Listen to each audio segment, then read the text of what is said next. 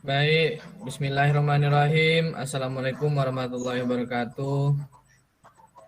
Di sini kami akan membahas materi mengenai KIVI Competence dan permasalahannya. Di sini KIVI Competence memiliki beberapa kategori. Silahkan lanjut, Mas. Nah, di antaranya yaitu KIVI Disposition, KIVI Knowledge, dan KIVI Skill. Baik, yang pertama yang akan kita bahas yaitu KIVI Disposition yang akan disampaikan oleh Kevin. Silahkan.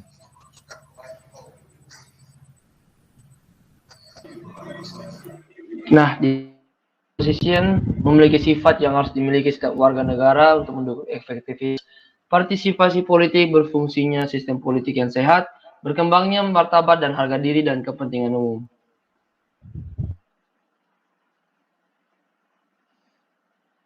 Baik, selanjutnya di sini KIVI Disposition memiliki beberapa problem yang akan dijelaskan oleh Boy dan Adit. Silahkan. Baik, untuk civic disposition, problem yang pertama yaitu kurangnya kesadaran untuk membayar pajak. Di zaman sekarang ini banyak orang yang menunda kewajibannya sebagai warga negara yang baik. Banyak warga negara yang sengaja mengelak dan cenderung menutupi kekayaannya agar tidak membayar pajak. Selanjutnya bisa dijelaskan, Sadip. Baik, untuk problem yang kedua dari civic disposition yaitu korupsi. Seseorang yang korupsi pada dasarnya serakah dan tidak pernah puas. Tidak pernah ada kata cukup dalam diri koruptor yang serakah. Keserakahan ditimpali dengan kesempatan, maka akan menjadi katalisator terjadinya tindak pidana korupsi. Baik, mungkin itu saja problem dari civic disposition. Selanjutnya, silakan dilanjutkan.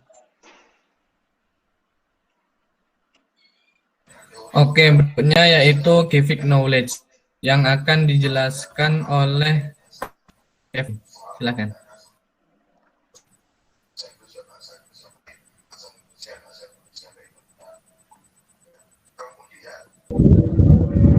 Pada materi kedua ini aku akan menjelaskan tentang KIVI Knowledge. Nah, di sini KIVI Knowledge memiliki yang seharusnya diketahui oleh warga negara berkaitan dengan hak dan kewajiban sebagai warga negara. Ini bersifat mendasar tentang struktur dan sistem politik, pemerintah, dan sistem sosial. Oke, di sini pun KIVI memiliki beberapa problem yang akan dijelaskan oleh Lanang dan Adit Wardita. Baik, di sini saya akan menjelaskan tentang rasisme, yaitu di mana di Indonesia itu dibangun dari keberagaman suku, suku bangsa, ras, agama, dan beberapa perbedaan lainnya.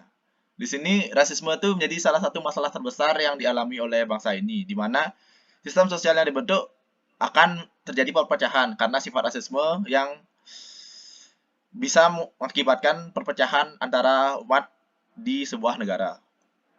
Selanjutnya dijelaskan oleh Wardita.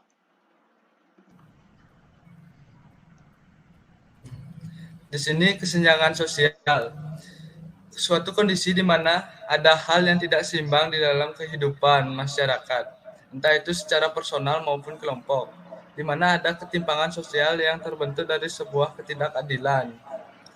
Sekian dari problem dari civic knowledge, saya kembalikan ke Reva.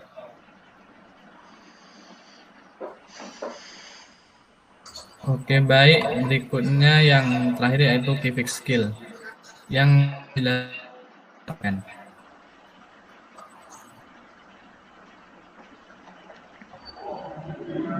Pada materi yang terakhir, berkaitan dengan civic skill, aku akan membahas tentang kecakapan yang dikembangkan dari pengetahuan kewarganegaraan yang dimaksudkan agar pengetahuan yang diperoleh menjadi sesuatu yang bermakna. Nah, civic skill juga mencakup intellectual skill atau keterampilan intelektual dan participation skill atau keterampilan partisipasi.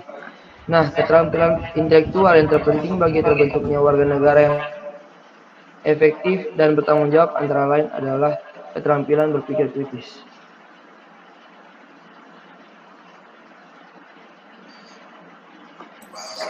Oke, berikutnya yaitu problem dari Givik Skill yang akan dijelaskan oleh Rival dan Naufal. Silakan. Problem yang pertama dalam civic skill adalah kurangnya kesadaran masyarakat.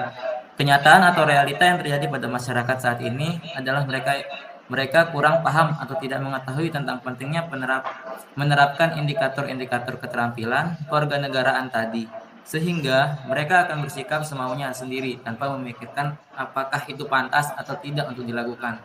Selanjutnya akan dilanjutkan oleh Naufal. Oke, di sini problem kedua dari civic skill adalah kurangnya pengetahuan generasi sekarang tentang Pancasila. Di zaman sekarang ini, banyak nilai-nilai Pancasila yang begitu penting telah tergerus oleh nilai-nilai dan pola pikir kebaratan yang tidak sesuai dengan budaya Indonesia. Hal ini mengakibatkan krisis moral yang terjadi pada bangsa Indonesia, terutama pada generasi muda. Terima kasih. Oke, baik. Terima kasih semuanya. Itulah beberapa Givik competence yang sudah dijelaskan oleh teman-teman kita semua dan beberapa problemnya. Itu saja dari kami. Cukup sekian. Apabila terdapat kesalahan maupun kesilapan, kami mohon maaf yang sebesar-besarnya. Kami akhiri. Wassalamualaikum warahmatullahi wabarakatuh.